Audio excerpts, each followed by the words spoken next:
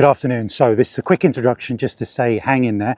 Mystery Bird will go in at the end because I want the Wheatears to go in first because it's chronological order. Wheatears were yesterday and the Mystery Bird was today. I almost said it. Okay. Afternoon folks, we're having a great day down here.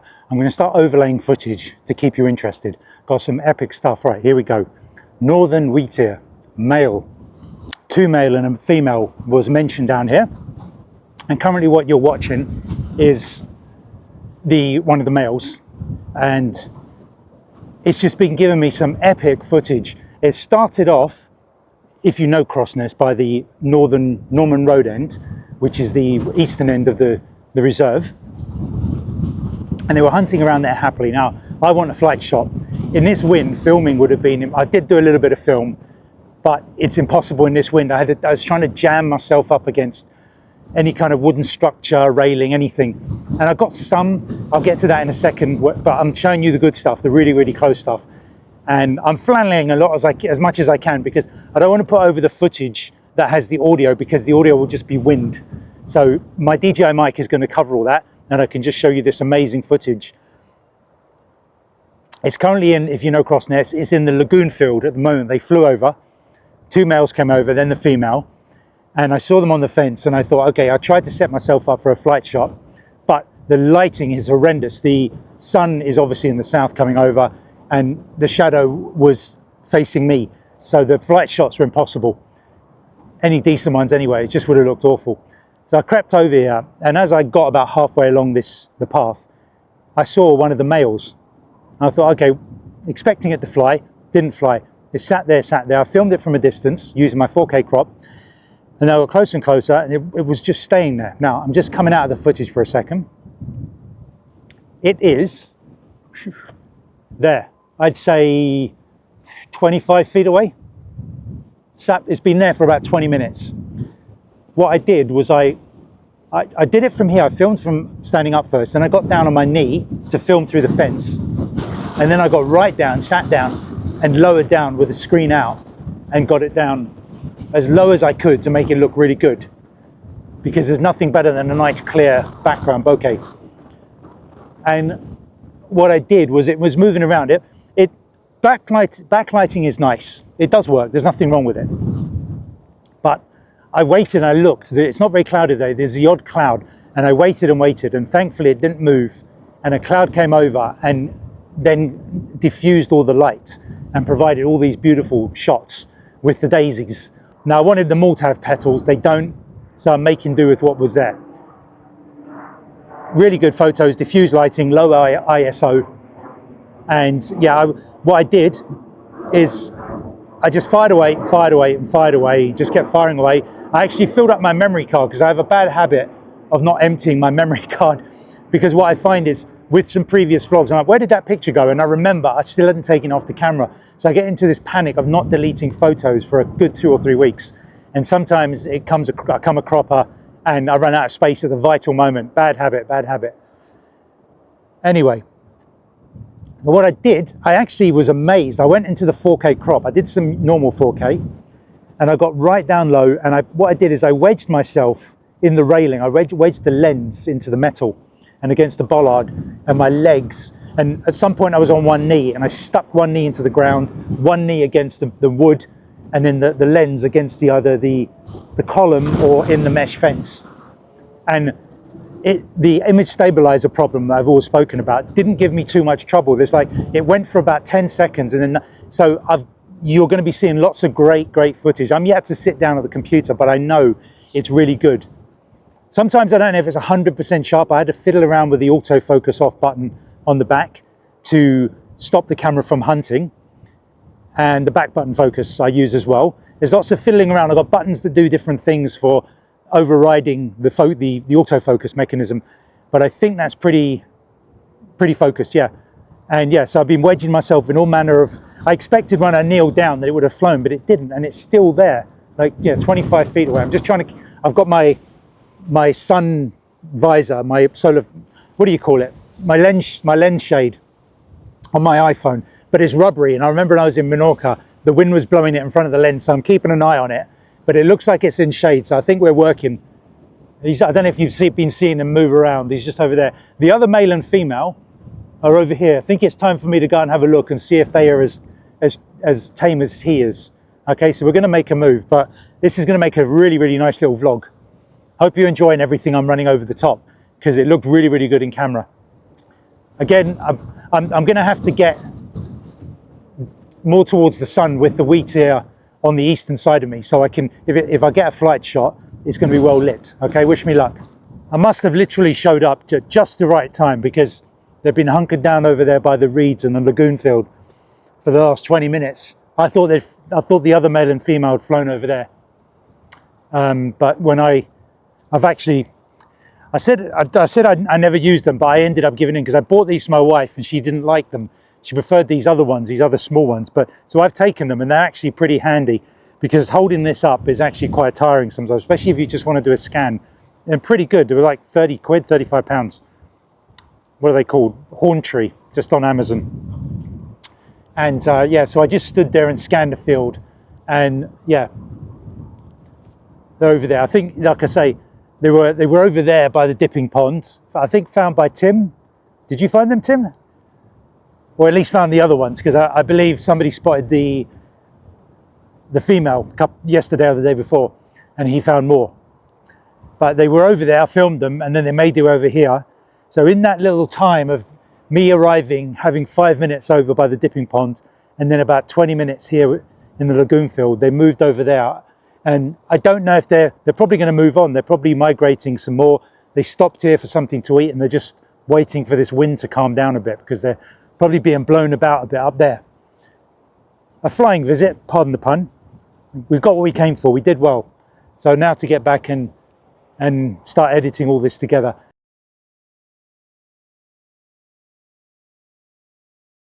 And welcome back. Welcome to Plumstead Common. We're in the sort of wooded bit on the south section, and we're here because a pied flycatcher had been spotted. Ooh. Gus gave the location. Hi Gus, thank you very much. Got to keep an eye, because the birds are jumping out all over the place. Got down here, went to the pin where he put out where the bird was.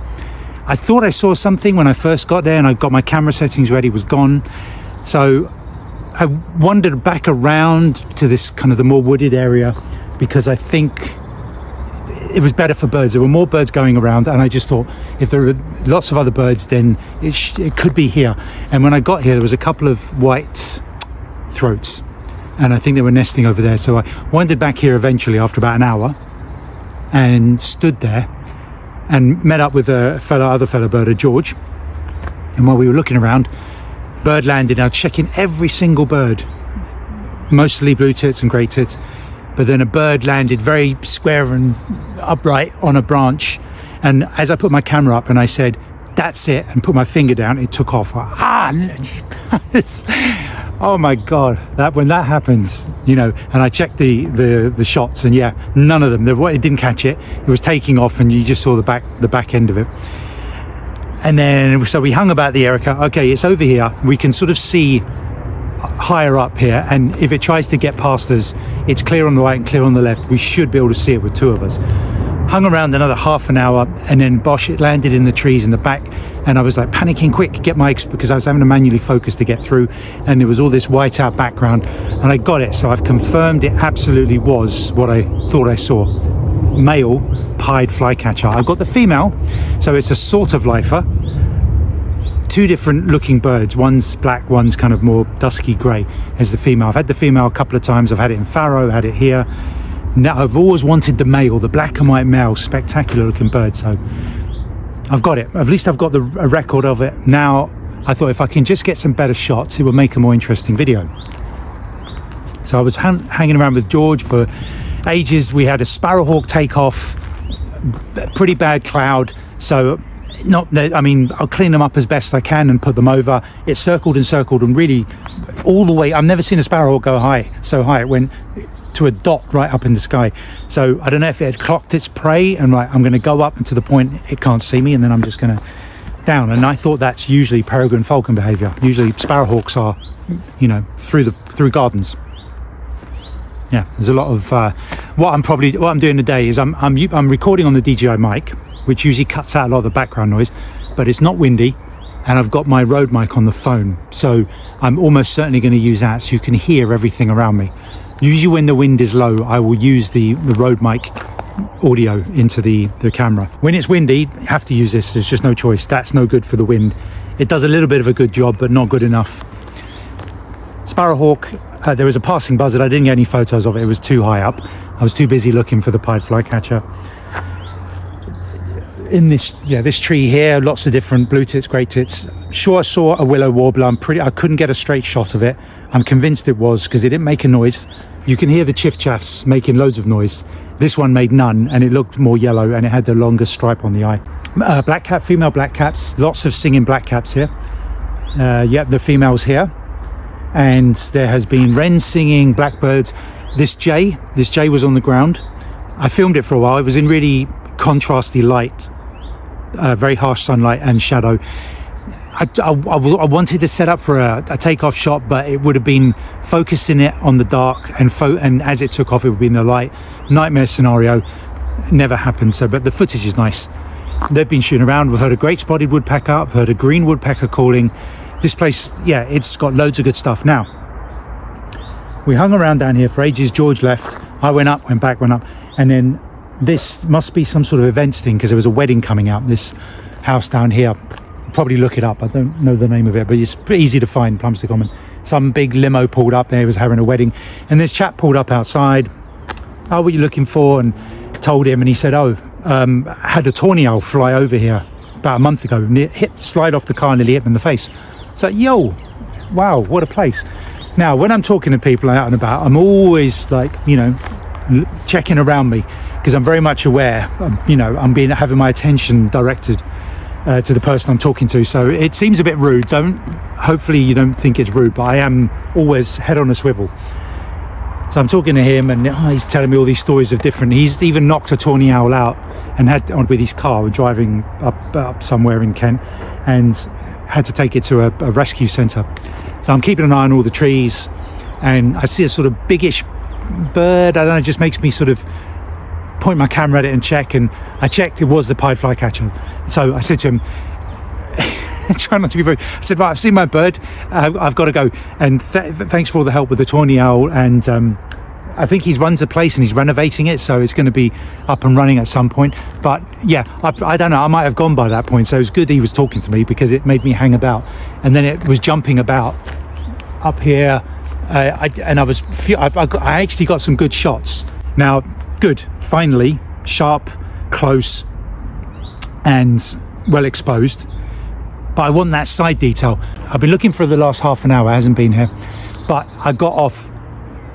No, I mean, not frame filling, but well exposed, really sharp. I wanted the full-on side shot with the head and all the dark upper bit and the lower, the lighter underside.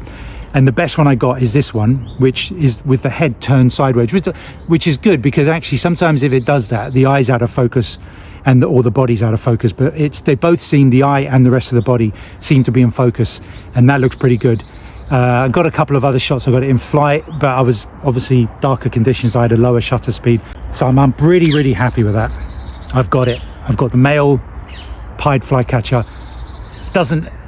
It doesn't mean it's a lifer because I've got the female, but I wanted the male one, the black and white one. 5 years I've been chasing it, and in a previous video I spoke about a bogey bird being the water pipit, which I got, and I thought, I haven't got any more, have I? And I've kind of thought, well, that's technically sort of half one. We'll call it a half lifer, but a half bogey bird.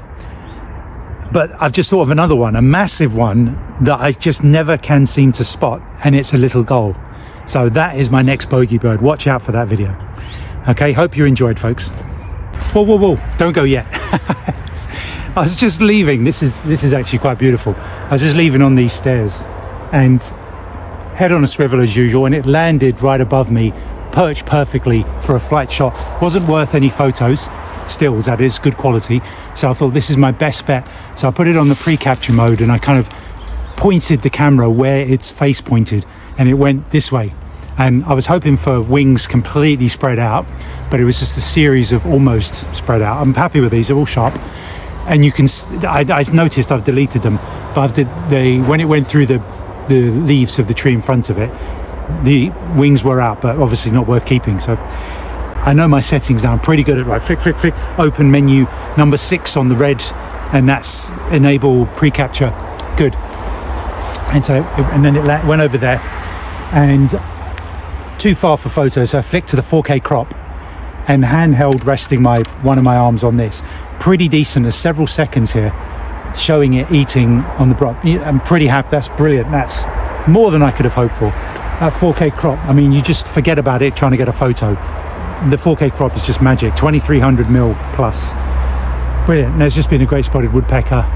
And yeah, will I come back tomorrow? I'll see. I've been here about 5 hours. I've overstayed my welcome, but I think we're done here. But this is walking up here with all of this stuff, bottles of water, power packs, everything. By the time I got up here, I got my leg work out for the day. And yeah, that's a decent walk. Whew, but that makes you feel younger. It's good for you. Get it in you. Exercise, folks. Okay, this time, unless it's like a tawny owl starts fighting a barn owl, fighting a kestrel in front of me, that is it. This is it over. Okay, goodbye.